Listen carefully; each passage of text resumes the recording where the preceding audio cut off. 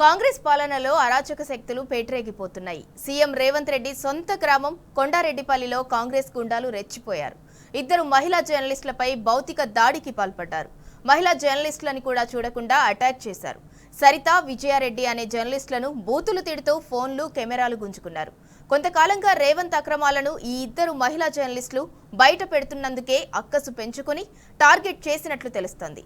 అయితే మహిళా జర్నలిస్టుల మీద భౌతిక దాడి జరగటం 10 ఏళ్ల తెలంగాణ చరిత్ర, 60 ఏళ్ల ఉమ్మడి ఆంధ్రప్రదేశ్ చరిత్రలో ఇదే తొలిసారి.